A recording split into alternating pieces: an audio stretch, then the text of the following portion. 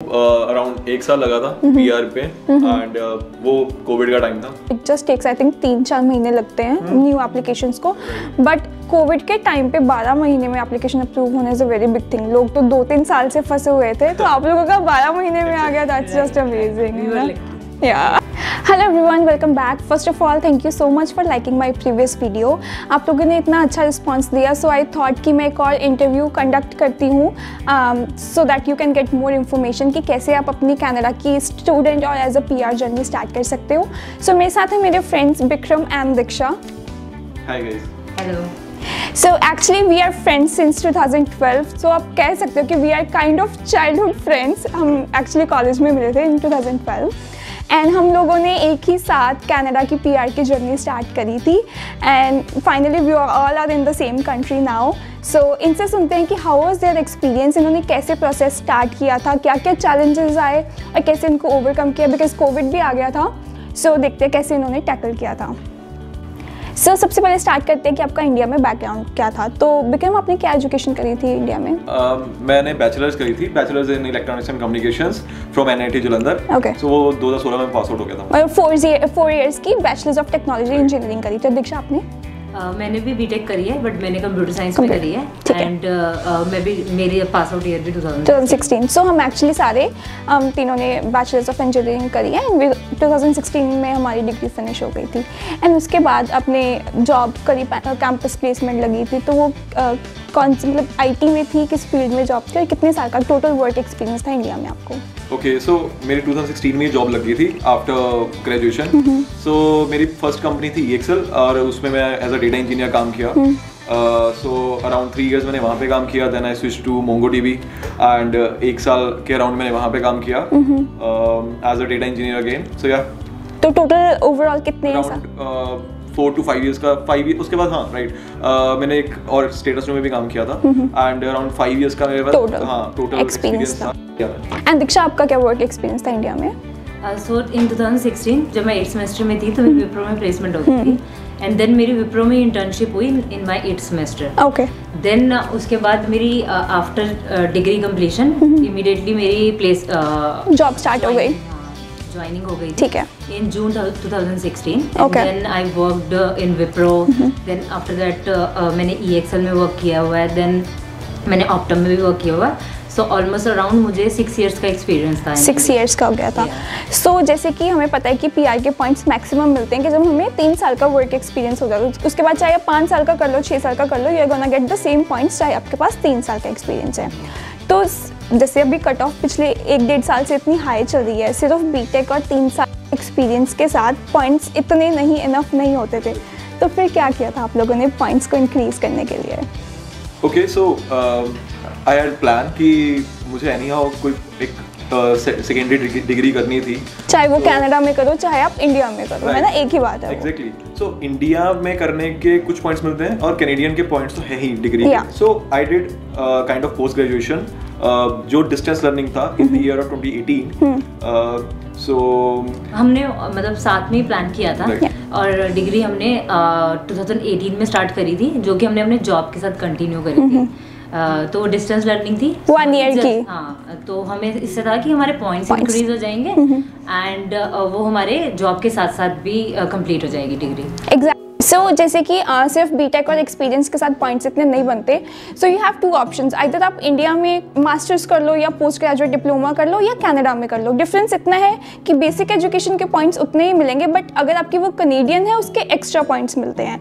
But because इनका experience था, BTech थी और IELTS में भी अच्छा स्कोर था, सो इनकी इंडिया की एजुकेशन से इनफ पॉइंट्स उस टाइम पे बन रहे थे। तो they had 1 year of post graduate diploma from MIT। And हाँ, वन मोर थिंग कि अगर आप इंडिया से एजुकेशन कर रहे हो, डिस्टेंस स्पेशली डिस्टेंस लर्निंग का मतलब है कि आप जॉब के साथ साथ पार्ट टाइम स्टडी कर रहे हो।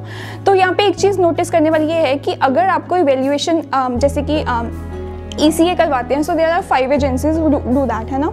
तो आपने WES वेस्ट से करवाया होगा, right.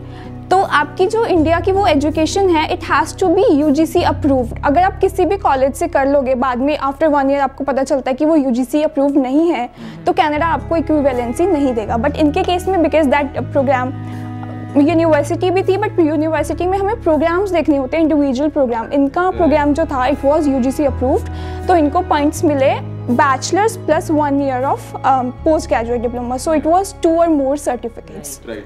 And their work experience, and they had 8777, मतलब कि वो benchmark से ऊपर ही थे इनके points. And एक और चीज़ कि they are a couple, तो इन्होंने अपनी as a spouse PR application file करी थी, right? Right. तो ठीक है, आपके points enough हो गए. आपने pool में कब अपनी application submit करी थी? So in the year of 2020, in Feb specifically, तो मेरा 778 स्कोर तब हिट किया था. Okay. एंड हम दोनों ने दिया था. सो हम दोनों में से किसी का भी 778 आ जाता, वी थॉट कि हमें कैसे भी करके फाइल लगा देंगे. तो मतलब प्राइमरी एप्लीकेंट वो बनता जिसके 8777 पहले आ जाते, दोनों में से अगर दोनों के आ जाते तो आप लोग म्यूचुअली डिसाइड कर लेते. हाँ, ठीक है. सो फॉर्चुनेटली मेरा आ गया. So then we planned accordingly, और हमने साथ साथ में ही एक हमारे पॉइंट्स भी बन रहे थे. हमने अपनी एक प्रोफाइल बना ली, एंड उसी टाइम हमारे वेस्ट का भी इवैल्यूएशन होके आ गया था लकीली, एंड हमने साथों साथ फाइल लगाई एक्सप्रेस एंट्री की. उसी के साथ कोविड आ गया था. Then we thought there could be a dicey situation कि शायद FSW रुक जाएगा, पॉज हो जाएगा, and then we decided different things. ठीक है. तो मतलब जब आपने अपनी फाइल सबमिट करी थी, कितना स्कोर था आप दोनों का एज अ कपल? तो हमारा स्कोर था 464. 464 तो अच्छा स्कोर था, बहुत ज़्यादा अच्छा स्कोर था, बिकॉज कोविड से पहले 450 के ऊपर जितने भी स्कोर्स होते हैं उनको काफ़ी हाई स्कोर्स माना जाता है. बट बिकॉज कोविड हिट हो गया था एंड देयर वर रूमर्स कि हो सकता है कि एक्सटर्नल लोगों के लिए वो पॉज कर दिए ड्रॉस, जो कि हुआ भी था. तो फिर उस सिचुएशन को ओवरकम करने के लिए आप लोगों का क्या प्लान था? Basically I got an opportunity as well from my organization कि मुझे H1B ऑफर हो गया था वहाँ से, and I got an opportunity कि मुझे US में जॉब करने का मौका मिल रहा था. So we thought कि हमारे पास दोनों opportunities हैं. Unfortunately उस टाइम कोविड आ गया मार्च में, and H1B visas सबके सब रिजेक्ट हो गए. Then it was high likely कि शायद कनाडा की जो PR की प्रोफाइल्स हैं उनको भी शायद एक तरह से स्टेप बैक मिलता. So वो प्रोसेस ही ना करके शायद से. तो हमने उस तरह प्लान किया कि why not someone from us do a degree, कोई एक सर्टिफिकेशन प्रोग्राम कर सकते हैं जो हमारी स्किल सेट को भी ऐड करे और साथ में हमारे पॉइंट्स को भी ऐड करे. मतलब कि कैनेडियन एजुकेशन. Canadian education. ठीक है. तो इससे आपके पास ऑलरेडी था diploma, but you wanted a Canadian education ताकि आपको कैनेडियन एजुकेशन के पॉइंट्स एक्स्ट्रा मिल सकते हैं ना. ठीक है. तो फिर कैसे प्रोसीड किया उसमें? सो वी अप्लाइड, मतलब मैंने भी अप्लाई किया. हमने आइल्स भी दिया, एकेडमिक आइल्स दोनों ने, और एप्लीकेशन हमने लगाई. हमें था कि जिसका भी हो जाएगा, जिसको भी स्टडी परमिट मिल जाएगा, तो वी विल गो. ठीक है. तो लकीली विक्रम को एक कॉलेज से ऑफर लेटर मिल गया था. ठीक है. So he decided to pursue that, क्योंकि कोविड के ड्यूरेशन में हमारी डिग्री भी कंप्लीट हो जाती, एंड उससे हमारे पॉइंट्स भी इंक्रीज हो जाते. सो वो था पोस्ट ग्रेजुएट डिप्लोमा था. एंड वो कौन सी प्रोग्राम, क्या था प्रोग्राम वो? I won't say postgraduate diploma. It was a certification, postgraduate certification of in big data analytics from Georgian College. ठीक है. Again, unfortunately, COVID के कारण मैंने इंडिया से ही कोर्स किया, ऑनलाइन कोर्स किया. Okay. I didn't get the visa at the same time. I was unable to travel. So you were allowed to study online from India because उस time पे visas नहीं मिल रहे थे. ठीक है. तो फर्स्ट सेमेस्टर तो मेरा पूरा ऐसे ही निकल गया, and I was studying from home. Parallelly I was doing my job, full time job in India in some organisation. Then for second semester कुछ मिड में मेरा वीजा लग गया था. But if you know second wave hit हुआ था India में, and April के टाइम में ही वो सेकेंड वेव हिट हुआ था, विच वाज सो बैड कि कनाडा ने इंडिया टू कैनेडियन फ्लाइट्स को बैन कर दिया. Right, correct. That was another backdrop for me, and obviously Diksha too. Yeah. तो मतलब कि आपने अपना पूरा 1 साल का जो आपका सर्टिफिकेट था, you did from India only. Exactly. ठीक है. तो उसमें ये था कि आप बस कनाडा नहीं आ पाए, अदरवाइज उसके अलावा आप अपनी जॉब भी कर रहे थे, and you were studying full time. Exactly. ठीक है. तो जैसे कि आपने अपना कॉलेज से आपको ऑफर लेटर मिल गया था जॉर्जियन से, and then you applied for your study permit. तो उसी टाइम पे आपकी profile was already in the express entry pool. तो इसमें मतलब कि हम कर सकते हैं कि साथ ही स्टूडेंट परमिट भी एप्लीकेशन भी सबमिट कर सकते हैं, और अपनी if you are eligible for PR तो अपनी पूल में फाइल डाल के रख सकते हो. Is that possible? या इसमें कोई हार्म नहीं है. सो मेरी एक एक्सप्रेस एंट्री प्रोफाइल थी और एक CAC पोर्टल पे स्टडी परमिट की प्रोफाइल लगी हुई थी. ठीक है. तो बिकॉज आपको अभी ITA नहीं आया था, सो आपकी वो प्रोफाइल ऐसे ही पड़ी थी बट आपको स्टूडेंट वीज़ा का अप्रूवल मिल गया था। राइट। ठीक है, सो ठीक है, जैसे कि आपने अपनी सितंबर 2020 में स्टडी स्टार्ट करी थी एंड वो अप्रैल 2021 में ख़त्म हो गई थी। So he was studying full time. तो दीक्षा, आप उस टाइम पे क्या कर रहे थे? सो बेसिकली उस टाइम पे मैं पूरा इमिग्रेशन का सर्च कर रही थी कि हमें आगे और क्या करना चाहिए जिससे हम अपनी पीआर की फाइल को उसका प्रोसेसिंग और फास्ट कर सकें, और कैसे आप अपने पॉइंट्स को इंक्रीज कर सकते हैं इन केस अगर स्कोर्स बहुत ज़्यादा हाई चले जाते हैं। And you were working full time, जो आप अपना कंटिन्यू कर रहे थे। सो जैसे कि स्टडी फिर आपकी अप्रैल 2021 में ख़त्म हो गई, देन आपका क्या प्लान था कि आप post graduate work permit apply करते, कैसे था? सो बेसिकली हमें अप्रैल 2021 में इनविटेशन आ गया था from Ontario under nomination programme. Okay, so Ontario का जो टेक ड्रॉज होते हैं उसके अंडर आपको इनविटेशन आ गया था। So it was after you finish your Canadian education और before you finish your education? So उस टाइम मुझे ट्रांसक्रिप्ट्स नहीं मिली थी, सो आइडली एग्जाम्स हो रहे थे and it was just before finishing my Canadian education. Okay, so मतलब कि ऑल्दो आपकी एजुकेशन भी अप्रैल में ही खत्म हो रही थी बट आपको जो ओंटारियो से इनविटेशन आया और ये 464 आपने बताया है ना, तो आपको उसी पॉइंट्स पे इनविटेशन आ गया from Ontario provincial nomination programme and जो आपकी कैनेडियन एजुकेशन थी अभी वो खत्म ही नहीं हुई थी। तो मतलब कि ऑल इन ऑल आपको कोई फायदा नहीं हुआ आपकी कैनेडियन एजुकेशन का। जॉब में हुआ, ऑफ कोर्स हुआ, जिसमें पीआर की बात कर रही हूँ कि उसमें आपको लकीली पहले ही इनविटेशन आ गया। तो वो बस इसीलिए कहता था कि इनकेस अगर ड्रॉज ऊपर चले जाते हैं so you had a plan, backup plan. ठीक है, आपको इनविटेशन आ गया। वो बात बाद में करते हैं कि कैसे आपकी कैनेडियन एजुकेशन ने आपको हेल्प करी कि आपने जॉब इंडिया में ही बैठ के ले ली। तो अभी आपको इनविटेशन आ गया from your Ontario nomination programme and साथ के साथ did you apply for your post graduate work permit? मैं एलिजिबल था पोस्ट ग्रेजुएशन वर्क परमिट के लिए, so that is the reason I also applied parallelly, because उस टाइम पीआर कितना delay हो सकता है वो हमें पता नहीं है। आईटीए प्रोसेस एक साल जा रहा था, लोगों की बैकलॉग्स बढ़ रही थी, 2019-2020 की बैकलॉग्स भी थी एंड हमने सोचा कि पोस्ट ग्रेजुएशन वर्क परमिट लगाते हैं, इन केस वो हिट कर गया then we can travel to Canada at least and do our jobs कर सकते हैं। तो वही था कि उस टाइम पे ये था कि एप्लीकेशंस 2 साल 2.5 साल भी डिले चल रही थी। जिनको इनविटेशन 2018 में आया था दे वर आल्सो वेटिंग कि उनको कब कॉन्फर्मेशन ऑफ पीआर आएगी। So this was very good step. अगर आप एलिजिबल थे you should definitely apply for your post graduate work permit. तो इन्विटेशन आ गया, साथ के साथ आप अपने डॉक्यूमेंट्स उसके लिए भी कंप्लीट कर देते एंड आपने वर्क परमिट के लिए भी अप्लाई कर दिया। तो दोनों में से दोनों पैरेलली आपके चल रहे थे। क्या उसके बाद क्या था कि आपने अप्लाई कर दिया, then what were you waiting for, कैसे कैसे आपको अप्रूवल्स आए? Right, so basically as I told कि अप्रैल 21 में हमें इनविटेशन आया था। डेज का टाइम आपको सारे डॉक्यूमेंट सबमिट करने होते हैं। ठीक है। सो उस टाइम पे हम लोगों ने डॉक्यूमेंट्स के लिए जो भी हमारे police verification, medical and all सब कुछ, मतलब कि वही डॉक्यूमेंट्स जो हम नॉर्मल एक्सप्रेस एंट्री में लगाते वही थे, उसके अलावा कुछ स्पेशल और एक्स्ट्रा डॉक्यूमेंट था आपका? हाँ, उसके अलावा डॉक्यूमेंट नहीं था मैं कहूँगी ऐसे, बट हमें कनेक्शंस शो करने पड़ते हैं कि हमारे ओंटारियो में कोई रिलेटिव रहता है, कनेक्शन है, ठीक है, ताकि हम वहाँ ड्राइव कर सकते हैं। मतलब you have to prove the government कि यू आर इंटरेस्टेड इन और किस बेसिस पे आप इंटरेस्टेड हो। सो आई थिंक आपके पास एक बड़ा रीजन तो यही था because he had education from a Canadian Ontario's college.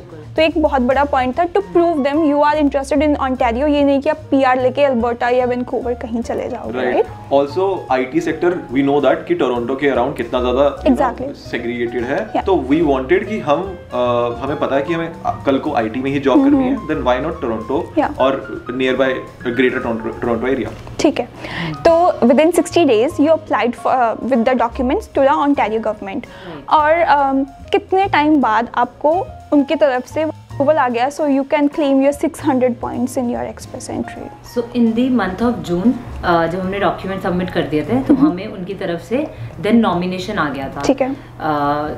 Then उसके बाद हमें इन the month of July luckily उस टाइम पे ड्रॉ निकला था और हमारे जो 600 पॉइंट्स ऐड हुए थे उससे हमें आईटीए आ गया था। सो मतलब कि पहले तो इन्होंने 464 पे इनको ओंटारियो से इनविटेशन आया and then they submitted their documents and they waited for approval. तो वो अप्रूवल आपने कौन से मंथ में बताया, किस मंथ में आपको ओंटारियो से अप्रूवल आया था? जून के मंथ, जून में। So they had 464 plus 600 points, right, मैं तो कैलकुलेट भी नहीं कर सकती, 1064 पॉइंट्स थे इनके। तो उस टाइम पे सिचुएशन ये थी कि the express entry draws were paused for FSW candidates, but वो उस टाइम पे CEC के लिए शायद निकल रहे थे, बट प्रोविंशियल नॉमिनी प्रोग्राम्स के लिए तो डेफिनेटली आफ्टर एवरी 2 वीक्स वो ड्रॉज आ रहे थे। तो आपको मुझे लगता है जो भी कॉन्सेक्यूटिव ड्रॉ होगा उस टाइम पे आपको 1064 के साथ इन्विटेशन एक्सप्रेस एंट्री से आ गया होगा। तो हम इस केस में बताना चाहूँगी हम लकी भी रहे, बिकॉज अगर विक्रम की कैनेडियन डिग्री ऐड हो जाती तो हमारे पॉइंट्स इंक्रीज हो जाते, जिस वजह से हमें ओंटारियो नॉमिनेशन नहीं आता। एंड ऑलमोस्ट 1.5 ईयर के लिए उस टाइम पे पॉज हो गया था, सो वो सारे प्लान्स डिले हो जाते हैं। ठीक है। सो बेसिकली फिर जब हमें ओंटारियो से आ गया इनविटेशन, तो हमारी फिर प्रोफाइल उसके अंडर फॉल हो गई एंड हमारे पॉइंट शूट कर गए जो कि 1000 प्लस हो गए थे। सो मतलब ये है कि जो ओंटारियो के पॉइंट्स होते हैं they had a certain range कि 460 से लेके 470 के बीच वालों को ही वो इनवाइट देते हैं। You had 464 before your Canadian education, और अगर आपकी कनेडियन एजुकेशन पूरी हो जाती है, आपका कितने पॉइंट से इंक्रीज हो जाता स्कोर? मेरे 480 स्कोर बन जाता। 480 पे तो कभी उस टाइम पे, अभी नहीं, उस टाइम पे तो कभी इनको ओंटारियो से नहीं आता ड्रॉप, और FSW हो नहीं रहे थे एंड 480 पे they had to wait for several months to get their invitation. So इनकी टाइमिंग बहुत परफेक्ट रही कि इनको ओंटारियो से आ गया, देन 1064 से इन्होंने एक्सप्रेस एंट्री में अपनी फाइल सबमिट करी। तो ओंटारियो से नॉमिनेशन भी अंडर एक्सप्रेस एंट्री ही आता है। जब आप अपनी नॉर्मल प्रोफाइल लगाते हो, जो कि हर कोई एक्सप्रेस एंट्री में लगाता है, then you had to tick provinces in which you are interested. तो इन्होंने ओंटारियो टिक किया था, और भी जो भी आप इंटरेस्टेड होगे किया होगा, एंड इससे ओंटारियो को पता लगता है कि these candidates are interested in this province, and सिर्फ उन्हीं को they send invitations. Correct? Okay जी, सो आपको इनविटेशन आ गया जून जुलाई 2021 में, उसके बाद कैसे आपने आगे प्रोसीड किया अपने एप्लीकेशन के साथ?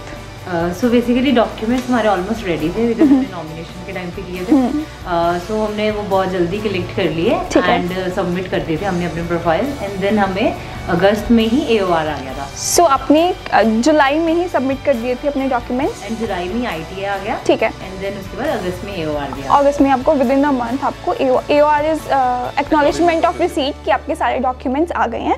उसके बाद अगर आपका बर्थडे आता है या कुछ भी होता है, आपका स्कोर इम्पैक्ट नहीं करता आफ्टर AOR। IELTS भी एक्सपायर हो जाता है, सो वो इट डजंट मैटर बिकॉज वो लॉक हो जाते हैं सारे आपके स्कोर्स। ठीक है। तो AOR आ गया आपको, अगस्त 2021 में AOR आ गया। साथ के साथ आपका पोस्ट ग्रेजुएट वर्क परमिट का कैसे चल रहा था उस टाइम पे? सीन ये था कि सितंबर 2021 तक इंडिया टू कनाडा की फ्लाइट्स बैन थी टोटली, ठीक है, राइट। एंड बहुत सारे students via third country travel कर रहे थे, विच वाज वेरी रिस्की। मेरे पेरेंट्स और मेरी फैमिली ने अलाउ नहीं किया कि आप ऐसे ट्रैवल करो। सो रिस्क ज्यादा था इसमें। Already I had a very good job in India, ठीक है। तो मैंने भी सोचा कि I should wait for for my permit to come, तो इसलिए मैंने I prefer to wait over there. So उस टाइम जो टाइम पीरियड चल रहा था which was around 8 months to 9 months for the work permit back in India. मतलब India से अगर आप आ रहे हो तो इतना टाइम लगेगा, कनाडा में शायद वो 1 महीना 2 महीने भी लग रहा था, ठीक है, राइट। तो मुझे कुछ अराउंड प्लान था कि अगले साल के मार्च तक लग जाएगा, बिकॉज मैंने जुलाई में post graduation work permit apply किया था, तो मुझे उम्मीद थी मार्च और अप्रैल में लग जाना चाहिए। और PR तो पता ही था कि शायद साल 2 साल बाद भी लगे, आई डोंट नो। उस टाइम पे कुछ भी नहीं था, दे सेड कि 27 मंथ्स शायद बोल रहे थे कि आउटलैंडर्स के लिए इतना लग सकता है, बट किसी को कम में भी आ रहा था, किसी को 3 साल भी उस टाइम पे लग रहे थे, तो उसका कुछ फ्यूचर पता नहीं था आगे, क्योंकि बैकलॉग बहुत बढ़ गई थी। ओके, सो 2021 मुझे लगता है ऐसे ही आपका वेट करते करते खत्म हो गया। देन इन 2022 फिर क्या पहले आया? आपका पोस्ट ग्रेजुएट वर्क परमिट पहले आया या आपकी PR पहले आई? Okay, so it was a very sudden move कि हमें पासपोर्ट रिक्वेस्ट आ गई। It was in the month of March 2022 में हमें पासपोर्ट रिक्वेस्ट आ गई, and I was expecting my post graduate work permit at the same time, right. And वो नहीं आया, सो हमें था कि but anyhow it was fortunate for us कि PR पहले लग गई पोस्ट ग्रेजुएट वर्क परमिट आने से पहले। सो हमने अपने पासपोर्ट्स भेजे, जो पिक्चर्स क्लिक करवानी होती हैं वो भेजी साथ में, एंड हमारे पासपोर्ट स्टैम्प होके फाइनली आ गए विद COPR एंड ऑल। ठीक है। तो मतलब कि जैसे दोनों एप्लीकेशंस थी, आई थिंक वो ओवररूल कर देते हैं बिकॉज आपकी पीआर की फाइल की ज़्यादा प्रेफरेंस होती है। सो आई थिंक आपकी वो वर्क परमिट वाली एप्लीकेशन उन्होंने प्रोसेस ही नहीं की होगी बिकॉज आपको पीआर ही देनी थी उन्होंने, है ना? हो सकता है ये हुआ हो। सो ऐसा होता है कि अगर आपकी 2 प्रोफाइल्स हैं देन वो आपकी एक प्रोफाइल को डिक्लाइन कर देंगे। सो मेरा पोस्ट स्टडी वर्क परमिट की 1 हफ्ते बाद ही अपडेट आ गया कि आपका वर्क परमिट डिक्लाइन कर दिया, ठीक है, आफ्टर गेटिंग पीआर। ठीक है, तो इसीलिए भी ज़्यादा टाइम लग रहा होगा बिकॉज उनको वर्क परमिट देना ही नहीं था आपको डायरेक्ट स्टडी के बाद सीधा पीआर देनी थी, है ना? ओके, तो मार्च में you submitted your documents, passports and photos जो भी था आपने दे दिया, एंड देन आपको कॉन्फर्मेशन ऑफ पीआर COPR आ गया इन द मंथ ऑफ अप्रैल 2022। ठीक है, अप्रैल 2022। और उसके बाद आप किस मंथ में लैंड किए कनाडा में? देन हमने वही प्लानिंग करी बिकॉज हमारी IT जॉब्स थी ऑलरेडी, दोनों की एग्जिस्टिंग फुल टाइम जॉब्स थी वहाँ पे। सो देन उसके बाद हमारा वही नोटिस पीरियड सर्व करना था हमें। So we took that time and then हम जून 2022 में हम लैंड किए in Canada. I want to correct here. I was not on notice period. So मेरी कंपनी ने fortunately बोल दिया कि you can get a transfer. Okay, ठीक है। और मेरा मेन क्वेश्चन यहाँ पे ये है कि जब आप आ जाता है आपके पास कितना टाइम होता है कनाडा में लैंडिंग करने के लिए? सो बेसिकली ये डिपेंड करता है अगर आपका मेडिकल पहले एक्सपायर हो रहा है या फिर आपकी 6 मंथ्स की ड्यूरेशन है। सो उन दोनों में से जो पहली चीज़ होगी उतनी आपकी लिमिट होएगी लैंड करने के लिए इन कनाडा। तो हमारा मेडिकल पहले एक्सपायर हो रहा था, that is in July 2022। So anyhow we need to land before July 2022। ठीक है। So guys, this was all about Vikram and Diksha's Canadian study and PR journey. Video बहुत लंबी हो गई है, so we are gonna take a quick chai coffee break and then we'll be back and we'll discuss कि कैसे इन्होंने India में ही बैठ के कनाडा की अच्छी कंपनीज में IT जॉब्स कैसे सिक्योर करी एंड इनकी पे भी बहुत अच्छी थी। So we'll discuss all about that and आपको थोड़ी हेल्प मिल जाएगी कि what you can do to get a good job in Canada. So I think let's take a quick chai coffee break and then we'll be back. Yeah, and please do like this video and subscribe to this channel. Yeah, please guys, thank you.